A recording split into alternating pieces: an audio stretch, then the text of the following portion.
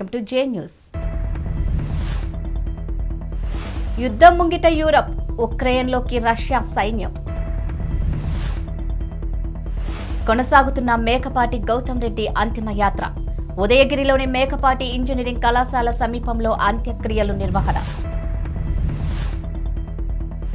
లాభాలతో ప్రారంభమైన stock market సూచీలు, కనిష్టాల వద్ద సూచీలకు కొనుగోళ్ల మద్దతు. లంకతో టీ20 సిరీస్ చాహర్ అవుట్, గాయం కారణంగా శ్రీలంకతో దూరమైన చాహర్. ఇండస్ట్రీలో మరో విషాదం, లెజెండరీ నటి కన్నుమూత. యూరప్ యుద్ధం ముంగిట నిలిచింది. ఉక్రెయిన్పై రష్యా దూకుడు క్రమంగా ప్రత్యక్ష సైనిక ఆక్రమణగా మారుతోంది. ఉక్రెయిన్లో రెబెల్స్ అధీనంలోని 2 ప్రాంతాలకు స్వతంత్ర హోదా ఇస్తున్నట్టు ప్రకటించిన రష్యా మంగళవారం వాటిలో భారీగా సైన్యాన్ని నడిపి అగ్నికి మరింత ఆజ్యం పోసింది. తాము ప్రకటించిన స్వతంత్ర హోదా రెబెల్స్ నుంచి ఉక్రెయిన్ స్వాధీనం చేసుకున్న ప్రాంతాలకు వర్తిస్తుందని ప్రకటించి రష్యా సేనలు అక్కడిదాకా చొచ్చుకెళ్తాయని చెప్పకనే చెప్పేసింది. ఈ పరిణామాలపై అమెరికా, యూరప్తో పాటు పలు ప్రపంచ దేశాలు మండిపడ్డాయి. అంతర్జాతీయ ఒప్పందాలను, మర్యాదలను రష్యా తుంగలో తొక్కిందంటూ దుయ్యబట్టాయి. ఐరాస భద్రతా మండలి రాత్రికి రాత్రి అత్యవసరంగా సమావేశమై రష్యా చర్యలను తీవ్రంగా ఖండిస్తున్నట్టు ప్రకటించింది. దానిపై కఠినాతి కఠినమైన ఆంక్షలకు సిద్ధమవుతున్నట్టు అమెరికా, యూరప్ ప్రకటించాయి. ఏపీ మంత్రి మేకపాటి గౌతమ్ రెడ్డి అంతిమయాత్ర కొనసాగుతుంది. నెల్లూరులోని ఆయన నివాసం నుంచి ప్రారంభమైన ఈ యాత్ర జొన్నవాడ, బుచ్చి, సంగం, నెల్లూరుపాలెం, మర్రిపాడు, బ్రాహ్మణపల్లి, నందిపాడు మీదుగా ఉదయగిరి చేరుకోనుంది.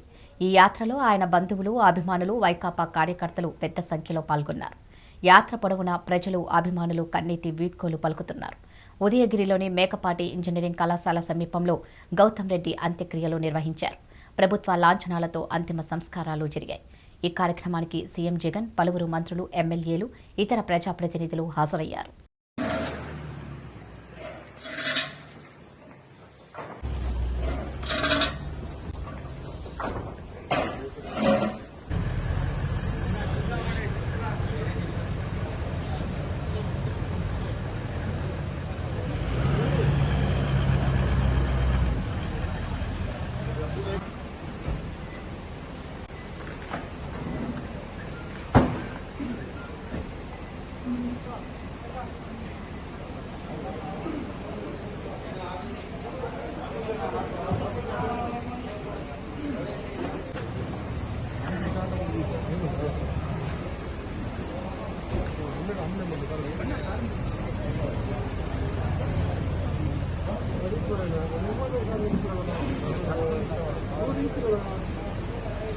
దేశీయ స్టాక్ మార్కెట్ సూచీలు బుధవారం లాభాలతో ప్రారంభమయ్యాయి. రష్యా, ఉక్రెయిన్ ఉద్రిక్తతల మధ్య అంతర్జాతీయ మార్కెట్లు తీవ్ర ఒడిదుడుకులు ఎదుర్కొంటున్నాయి.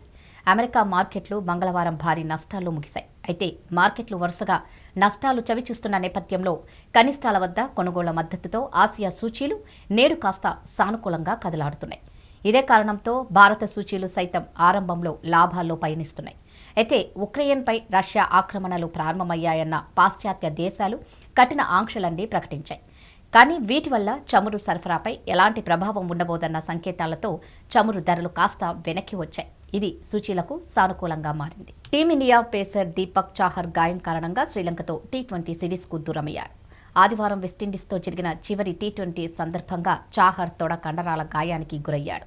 దీంతో గురువారం నుంచి లఖనౌలో లంకతో భారత్ ఆడే టీ20 సిరీస్ నుంచి చాహర్ వైదొలిగాడు.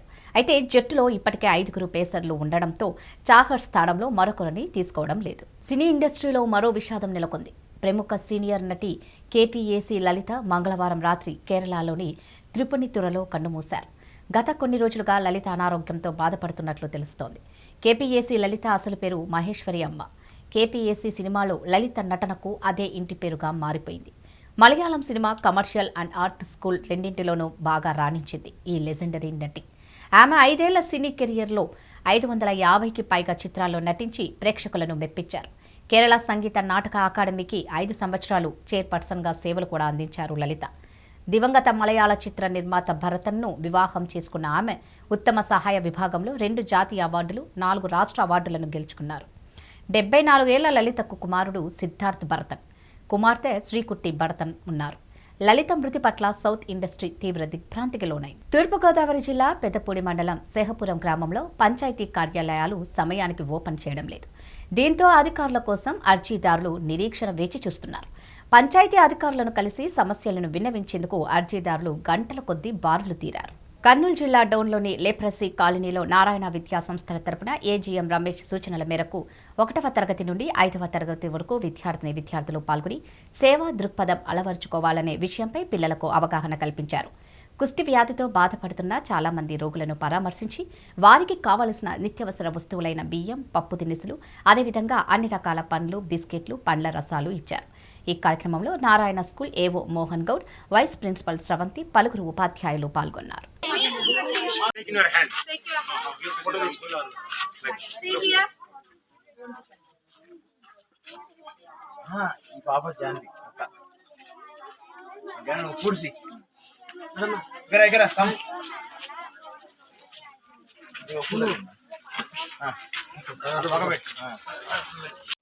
5వ తరగతి చదువుతున్నాను.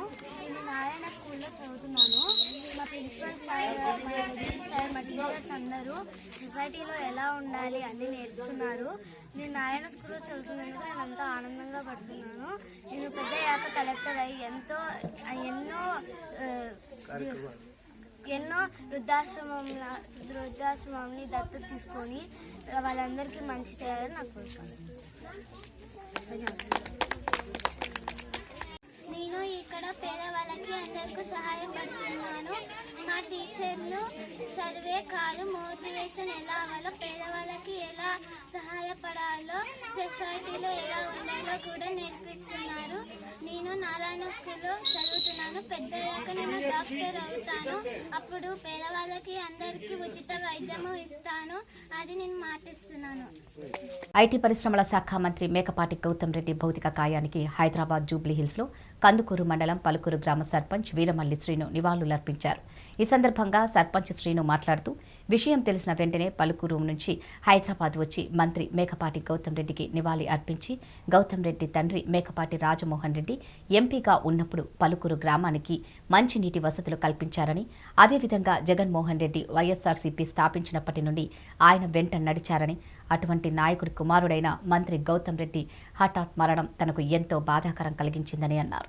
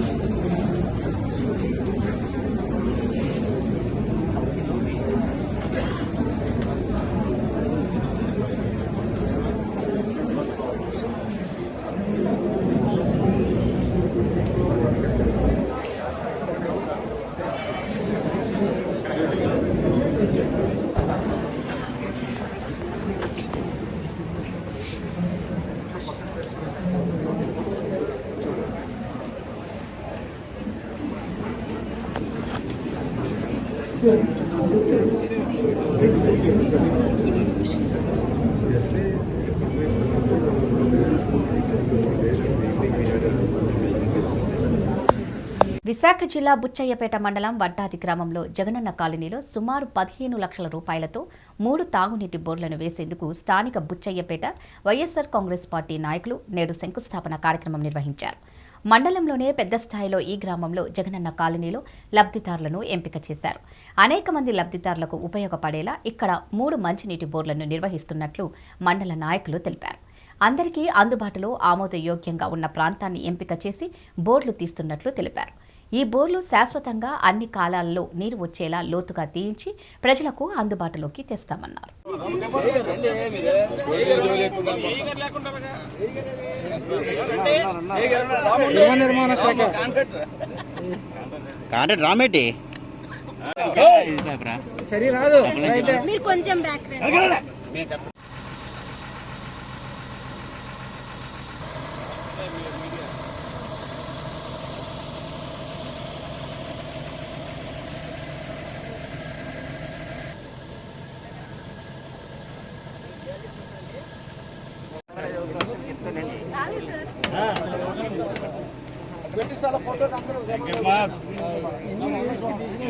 విశాఖ జిల్లా బుచ్చయ్యపేట మండలం వడ్డాది గ్రామ కస్పా గ్రోయిన్ వద్ద ఆయకట్టు రైతుల కోసం మంగళవారం తెదేపా ఆధ్వర్యంలో నిరసన దీక్ష చేపట్టారు.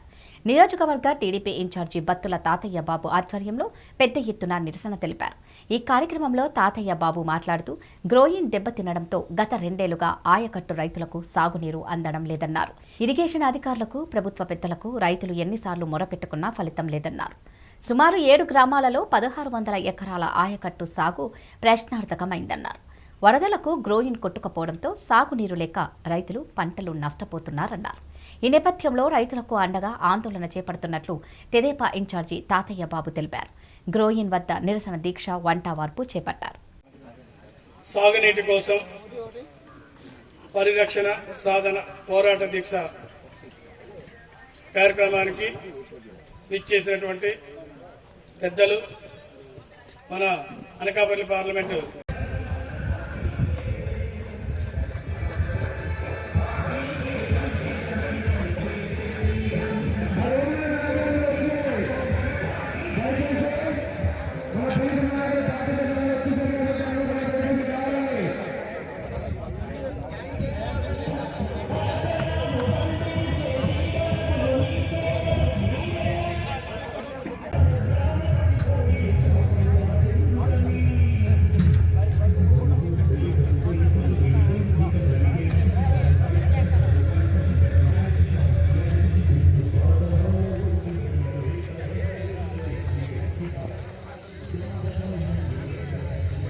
అందరు రానండి.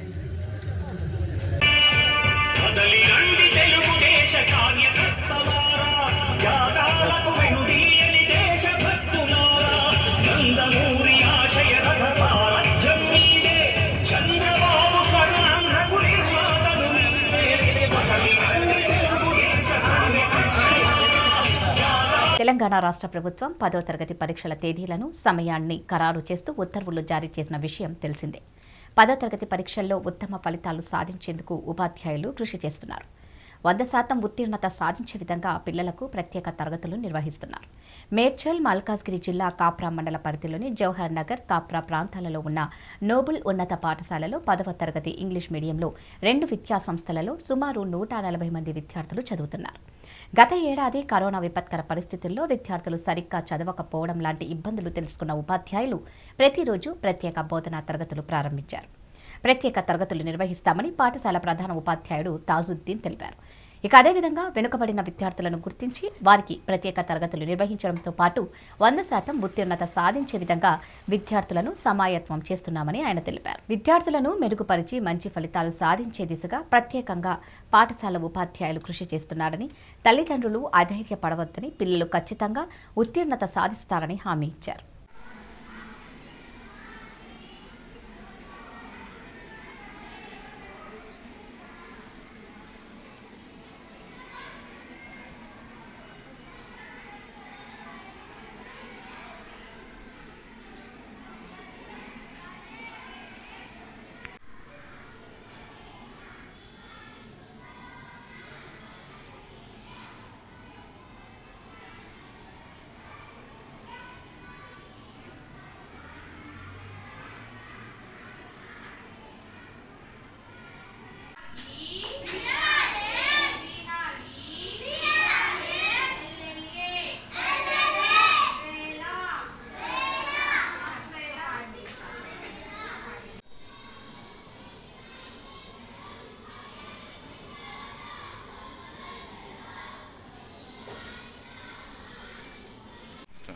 నమస్కారం, నా పేరు అశ్విని.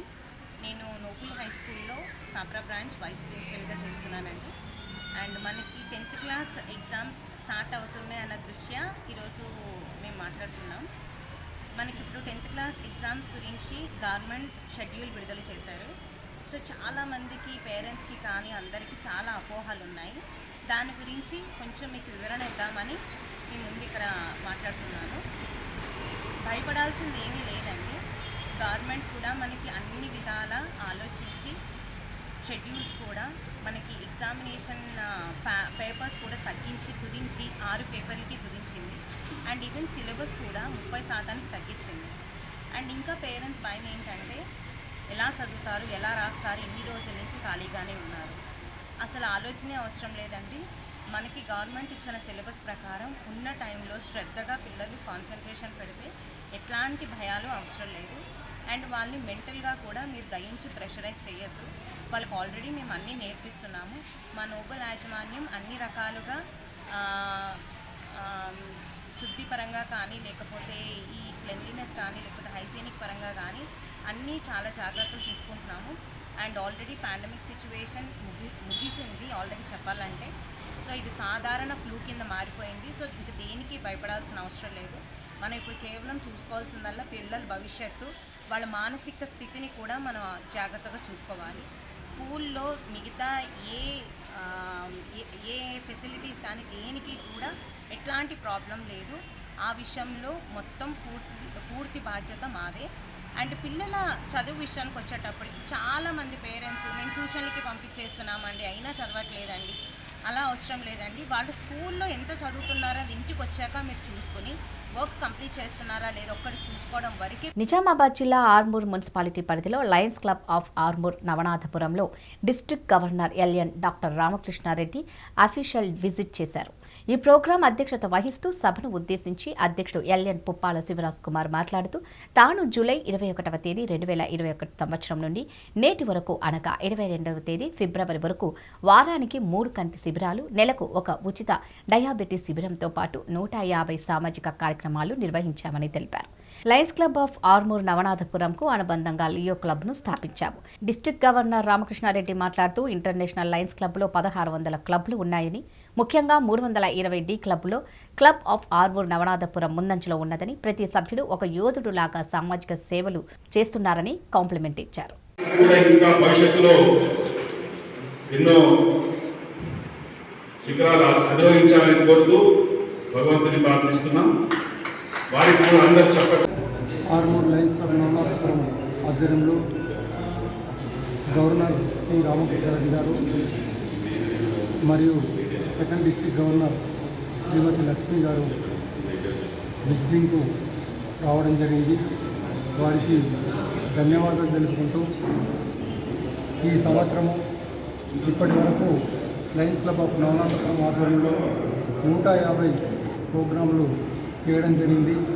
దానికి మీడియా మిత్రులు, ఎలక్ట్రానిక్ మీడియా, ప్రింట్ మీడియా మిత్రులందరికీ ధన్యవాదాలు తెలుపుకుంటూ రానున్న రోజుల్లో మీరు ఇటువంటి సహాయ సహకారాలు అందిస్తారని తెలియజేస్తూ లయన్స్ క్లబ్ ఇంటర్నేషనల్ 2206 దేశాలలో ఉంటూ అనేక రకమైన కార్యక్రమాల్లో ముందుంటుందని చెప్పేసి తెలియజేస్తున్నాము.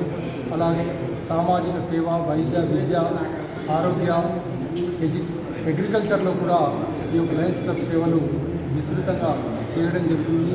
ఇంటర్నేషనల్ సూచన ప్రకారం ఈ యొక్క ఆర్మూర్ లయన్స్ క్లబ్ ముందుందని చెప్పేసి తెలియజేస్తూ రానున్న రోజుల్లో కూడా ఈరోజు ఒక శుభదినము.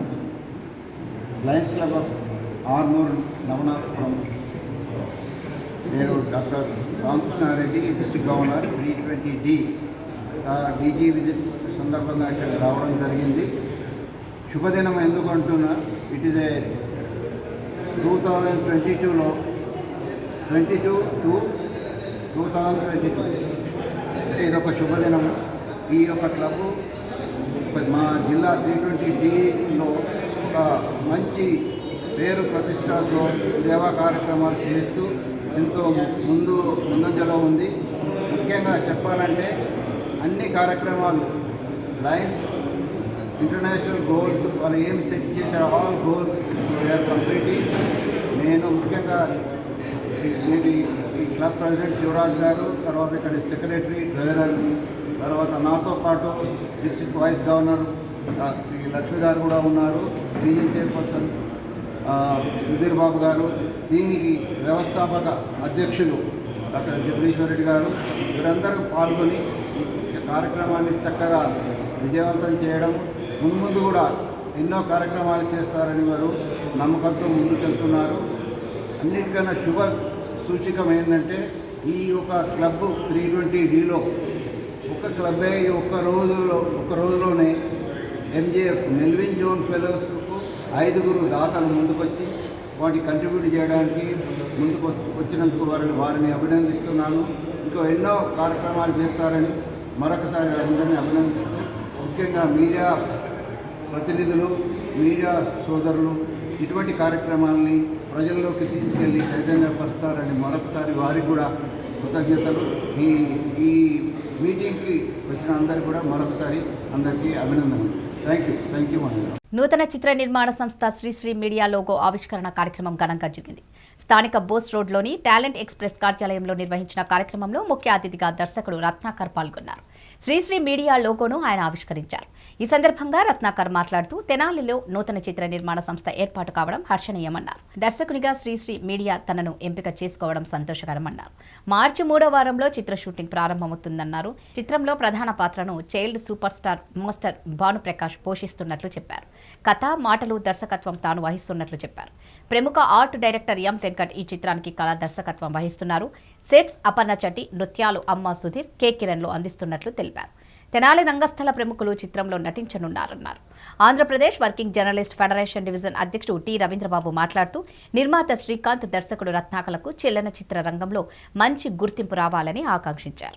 మార్పులు విద్యారంగం గురించి పెద్ద ఎత్తున ఒక ఈ తెనాలి ప్రాంతం సందేశాత్మకమైనటువంటి చిత్రాన్ని నిర్మించేందుకు ముందుకొచ్చారు. ఈ ముందుకొచ్చినటువంటి నేపథ్యంలో డైరెక్టర్ రత్నాకర్కి, అటుకే శ్రీకాంత్, ప్రొడ్యూసర్ శ్రీకాంత్ కూడా మనందరి తరపున ప్రత్యేకమైన అభినందనలు తెలియజేస్తా ఉన్నాం. అలాగే తెనాలి ప్రాంతంలో కాకుండా తెనాలి చుట్టుపక్కల మన చుట్టుపక్కల జిల్లాలోనే ఈ చిత్రం పెద్ద ఎత్తున విజయవంతం అవ్వాలని చెప్పేసి మనసారా ఆకాంక్షిస్తా ఉన్నాం.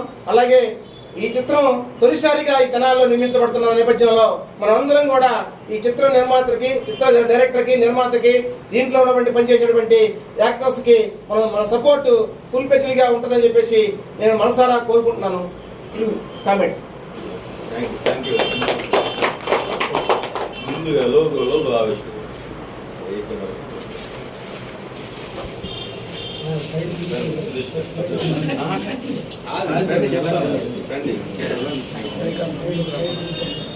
ప్రొడ్యూసర్ గారు చేయండి.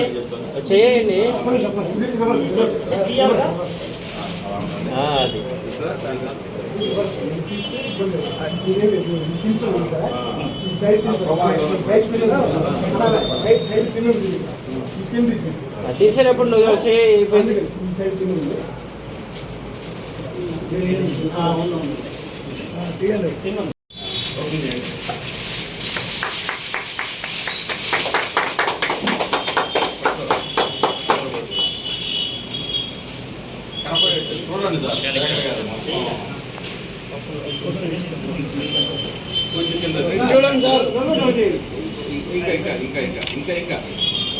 ఇంకో దిక్కింది కానీ ఒక్కసారి అందరూ ఇట్లా చూడండి, కెమెరా చూడండి.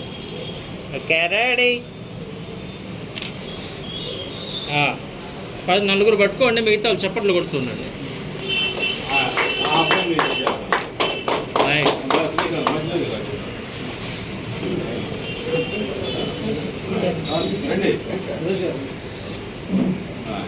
క్లాప్స్. భూషణం కొద్దిగా జరుగుతుంది.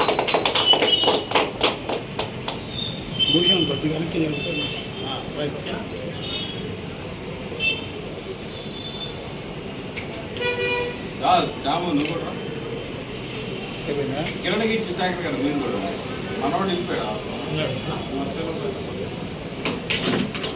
గుంటూరు జిల్లా వేమూరు నియోజకవర్గం పట్టిపోలు గ్రామంలో బహుజన సమాజ్ పార్టీ జిల్లా ప్రధాన కార్యదర్శి అందేశాం ఆధ్వర్యంలో పార్టీ ప్రచార కార్యక్రమం నిర్వహించారు. ఈ సందర్భంగా ఆయన మాట్లాడుతూ డాక్టర్ బిఆర్ అంబేద్కర్ ఆలోచనలను స్ఫూర్తిగా తీసుకుని మాన్యశ్రీ కాంచీరాం పెద్ద రాష్ట్రమైన ఉత్తరప్రదేశ్లో దళిత మహిళ కుమారి మాయావతిని ముఖ్యమంత్రిగా చేసి ఈ దేశంలోనే జాతీయ పార్టీగా ఉన్న బీఎస్పీ పార్టీని రాబోవు 2024వ సంవత్సరం ఎన్నికల్లో ప్రతి ఒక్కరూ పార్టీని బలోపేతం చేసి రాజ్యాధికారం దిశగా అందరూ నడవాలన్నారు. ఈ సమావేశంలో సురేష్, రవీంద్ర ప్రసాద్, యేసుపాదం, వెంకటేశ్వరరావు పాల్గొని ప్రచారం నిర్వహించారు. ఈ దేశంలో బహుజన్ సమాజ్ పార్టీ పరిపాలించడానికి కావాల్సినటువంటి మొత్తం మెటీరియల్ని కూడా అన్ని నియోజకవర్గాలు, అన్ని మండలాలకి తీసుకెళ్ళి విస్తృతమైన ప్రచారంతో బహుజన్ సమాజ్ పార్టీని ముందుకు తీసుకెళ్ళాలని ఆలోచనతో ఈరోజు ఈ కార్యక్రమం జరిగింది. ఈ కార్యక్రమంలో మరి మెయిన్ అంటే ప్రధానమైనటువంటి నాయకుల సమక్షంలో జరిగింది. రేపటి నుంచి ప్రతి మండలం, ప్రతి పంచాయతీలో కూడా బహుజన సమాజ్ పార్టీ ప్రచారం చేయడానికి నిర్ణయించుకున్నాము. అందరూ కూడా మరి బాబాసాహెబ్ అంబేద్కర్ చెప్పినట్టు political power is master key అన్నాడు. ఈ దేశంలో రాజ్యాధికారం లేనంతకాలం మనం బానిసలం. ఎప్పుడైతే మన చేతికి రాజ్యాధికారం వస్తుందో అన్నీ కూడా మన చేతికి వస్తాయి, మనమే రాజులు అవుతావు, మన పనులు మనం చేసుకోవచ్చని చెప్పడం జరిగింది. అలాంటి బాబాసాహెబ్ అంబేద్కర్ యొక్క ఆశయాల్ని మానశ్రీ కాంశీరామ్ గారు అందుకొని ఎన్నో విధాలుగా ఆయన రాజకీయపు ఎత్తుగడలతో రాజకీయంతో దేశం మొత్తం తిరిగి ఒక ప్రధానమైన ఉత్తరప్రదేశ్ పెద్ద రాష్ట్రంలో మాయావతిని ఒక మహిళను, ఒక ఎస్సీ కులానికి చెందినటువంటి మహిళను ముఖ్యమంత్రిగా చేయటం అనేది చాలా గొప్ప విషయం. అదే ఫార్ములాతో మనందరూ కూడా మరి ఆయన బాటలో ముందుకెళ్దామని ఆశిస్తూ మీరందరూ కూడా బహుజన సమాజ్ పార్టీని ఆదరించవలసిందిగా, మనకు రాజ్యాధికారం తెచ్చుకునే విధంగా మనం ప్రయత్నం చేద్దామని ముగిస్తున్నాం. ప్రకాశం జిల్లా చీరాల మండలం జాండ్రపేట శివాలయంలో బట్టా మోహనరావు పుష్పవల్లి చారిటబుల్ ట్రస్ట్ ఆధ్వర్యంలో నిరుపేదలకు విశ్రాంత ఉపాధ్యాయులు బట్టా మోహన్ రావు అన్నదాన కార్యక్రమం నిర్వహించారు. ఈ సందర్భంగా ఆయన మాట్లాడుతూ, గత సంవత్సర కాలంగా మేము నిరుపేదలకు అన్నదానం చేస్తున్నాం. ప్రతి నెల మంగళవారం, శనివారాల్లో అన్నదానం చేస్తున్నామన్నారు. ఇందులో భాగంగా చీరాల బాయ్స్ హైస్కూల్లో 9వ తరగతి చదువుతున్న T Raviteja weight lifting sub junior పోటీలలో 81 కేజీల విభాగంలో జిల్లాలో ప్రథమ బహుమతి సాధించారు. అతని తండ్రి కూడా వెయిట్ లిఫ్టర్. ఈ విద్యార్థి మార్చి నెల 4, 5 తేదీలలో రాష్ట్ర స్థాయి వెయిట్ లిఫ్టింగ్ పోటీలకు ఎంపికయ్యారు. యువతని యువతే సన్మానించాలనే ఉద్దేశంతో శివారెడ్డి చేత ఈ కార్యక్రమం ఏర్పాటు చేశామని చెప్పారు. ఈ విద్యార్థి జాతీయ, అంతర్జాతీయ స్థాయిలో పతకాలు సాధించి దేశానికి మంచి పేరు తీసుకువస్తాడని ఆశిస్తున్నామన్నారు.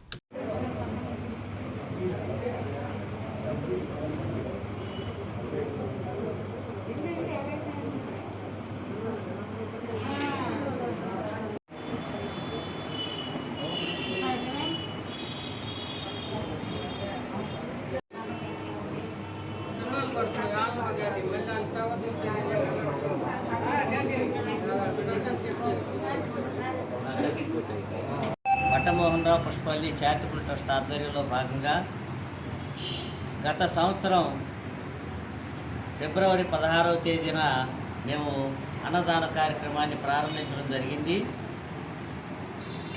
మొన్న 15వ తేదీ నాటికి సంవత్సరం పూర్తి చేసుకొని 2వ సంవత్సరంలో అడుగెట్టడం జరిగింది. ఆ సందర్భంగా ఒక పేద విద్యార్థికి 10,000 రూపాయల ఆర్థిక సహాయాన్ని కూడా అందించడం జరిగింది. ఈరోజు మరి జిల్లా స్థాయిలో వెయిట్ లిఫ్టింగ్లో సబ్ జూనియర్స్ విభాగంలో దేవాంగపురికి చెందినటువంటి 9వ తరగతి చదువుతున్నటువంటి టి రవితేజకు జిల్లా స్థాయిలో ప్రథమ స్థానం సాధించడం జరిగింది. ఈ సందర్భంగా ఆ కుర్రవాడిని సన్మానం చేయాలనే నిర్ణయానికి వచ్చి వాళ్ళకి కబురు చేయడం జరిగింది. వాళ్ళు కూడా వచ్చి ఉన్నారు. ఈ సందర్భంగా నేను చెప్పేది ఒకటే, ఏదైనా కష్టపడి అంటే కృషి ఉంటే కృషితో నాస్తి దుర్భిక్షం, కృషి ఉంటే మనుషులు ఋషులు అవుతారు. కష్టపడి పనిచేస్తే సాధించలేనిది ఏ విధంగా కూడా లేదు. అందువల్ల మనం కష్టపడాలి, ఒక ఉన్నత స్థితికి చేరాలంటే కష్టపడాలి, అదేవిధంగా పేదవారికి సహాయం చేయాలి అనేటువంటి దృక్పథంతో ముందుకు సాగాలి. దానికి కారణం ఏంటంటే సహనం, ఓర్పు కావాలి. సహనం ఉంటే మనిషి ఎంత ఉన్నత స్థితికైనా చేరగలడు. ఆ సహనం అనేటువంటి నశించి అసహనంగానే ఏర్పడానికో అధపాతాళానికి వెళ్ళిపోతాడు. అది వివేకానందుడి యొక్క సూక్తి. కాబట్టి మనం పట్టుదలతో, కృషితో మరి సాధించాలనుకున్నటువంటి లక్ష్యాన్ని ఆ కుర్రవాడు చేరేటువంటి దానికి వాళ్ళ తండ్రి మనకి బాగా మిత్రుడు.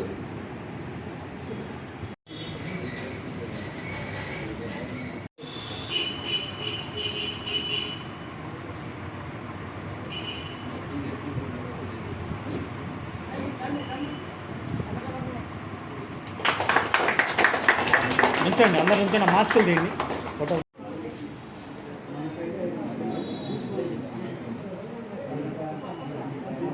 ఇది